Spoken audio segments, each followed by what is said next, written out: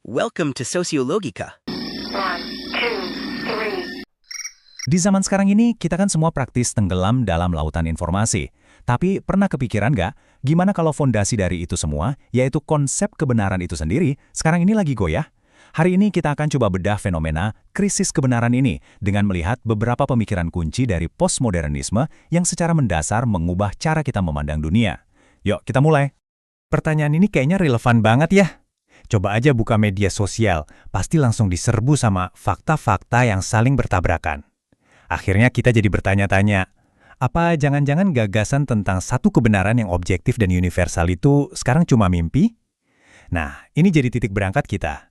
Kita kan sering banget ya dengar istilah pasca kebenaran atau post-truth. Tapi apa sih artinya? Ini tuh bukan cuma soal hoax atau berita bohong loh, jauh lebih dalam dari itu. Ini soal pergeseran besar, perubahan fundamental tentang bagaimana kebenaran itu bekerja di masyarakat kita.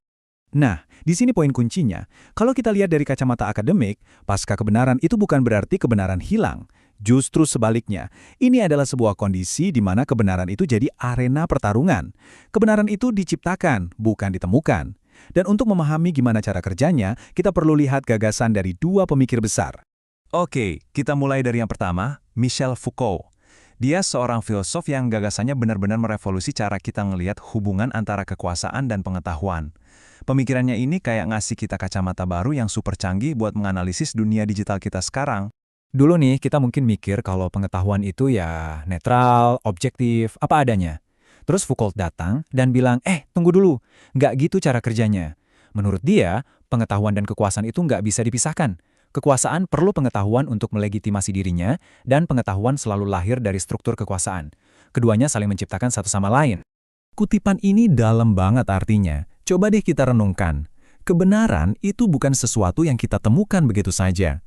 Menurut Foucault, kebenaran itu dibangun, diproduksi oleh institusi, oleh para ahli, oleh sistem yang punya kekuatan untuk memaksa kita menerima sebuah cara pandang sebagai sesuatu yang benar. Biar gampang, kita pakai analogi aja ya. Bayangin sebuah dapur restoran mewah. Si kepala koki itu adalah kekuasaan. Dia yang mutusin menu apa yang dianggap autentik. Nah, inilah pengetahuannya. Dia yang pilih bahannya, dia yang nentuin teknik masaknya, dan dia yang berhak bilang masakan lain itu salah. Jadi, makanan enak yang sampai di meja kita itulah kebenaran yang diproduksi oleh kekuasaan si koki. Nah, konsep inilah yang disebut Foucault sebagai rezim kebenaran. Ini tuh semacam aturan main yang nggak kelihatan, yang mengatur apa sih yang dianggap benar, siapa yang boleh ngomong atas nama kebenaran, dan gimana caranya sebuah klaim itu dianggap sah. Tiap bidang punya rezimnya sendiri, dari sains sampai politik. Oke, sekarang kita geser ke pemikir kedua, Jean-François Lyotard. Kalau Foucault tadi nunjukin gimana kebenaran dibuat di level mikro oleh kekuasaan, nah, Lyotard ini ngejelasin kenapa kita udah nggak percaya lagi sama yang namanya satu kebenaran dengan K besar yang berlaku buat semua orang. Tiga kata ini, ketidakpercayaan terhadap metanarasi, itu intisari diagnosis Lyotard buat zaman kita. Intinya apa? Kita udah skeptis. Udah nggak percaya lagi sama cerita-cerita agung yang dulu jadi pegangan dan tujuan kita bersama. Jadi, apa itu metanarasi? Anggap aja metanarasi itu kayak dongeng raksasa. Sebuah cerita induk yang jadi payung buat semua cerita kecil kita. Contohnya ide kalau sejarah itu pasti maju terus, atau sains pada akhirnya akan menjawab semua masalah. Nah, menurut Lyotard, cerita-cerita besar kayak gini udah nggak laku lagi, udah kehilangan daya magisnya. Analogi lainnya gini deh, dulu tuh kita semua seolah-olah baca dari ensiklopedia yang sama. Ada satu buku pintar raksasa, satu sumber pengetahuan yang diakui bareng-bareng untuk mendefinisikan dunia.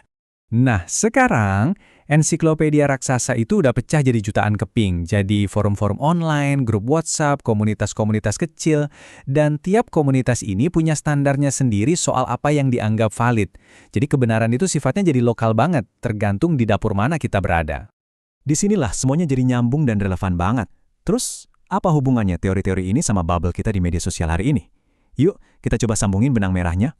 Jadi, kalau disederhanain begini, Foucault ngasih kita denah pabrik kebenaran. Dia nunjukin cara kerjanya.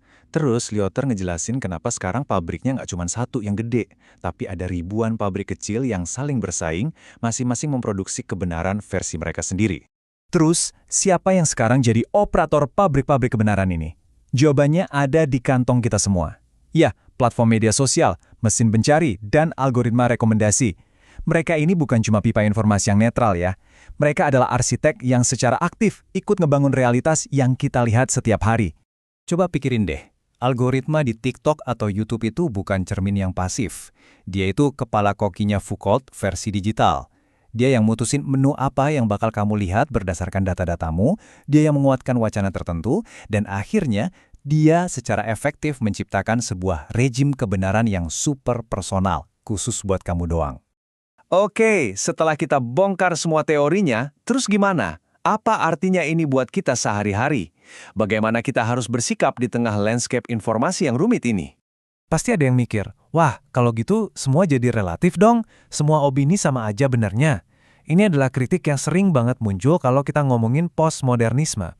Dan itu pertanyaan yang wajar dan penting banget untuk dijawab. Jawabannya jelas, ya, nggak. Foucault dan Lyotard tuh nggak pernah bilang kalau semua pendapat itu sama validnya. Mereka nggak sedang mengajak kita jadi relativis, justru sebaliknya.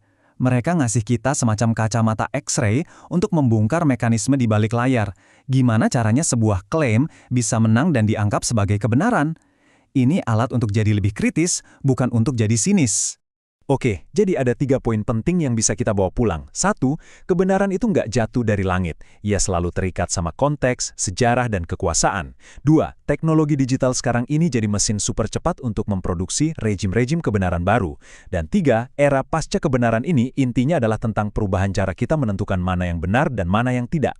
Dan semua ini pada akhirnya ninggalin kita dengan satu pertanyaan besar buat direnungkan bersama. Kalau ensiklopedia tunggal sudah tidak ada, dan setiap dapur punya kebenarannya sendiri yang diperkuat algoritma, tantangan terbesar kita mungkin bukan lagi mencari satu kebenaran lama yang hilang, tapi bagaimana kita belajar untuk membangun sebuah pemahaman bersama di tengah dunia yang seperti ini. Terima kasih.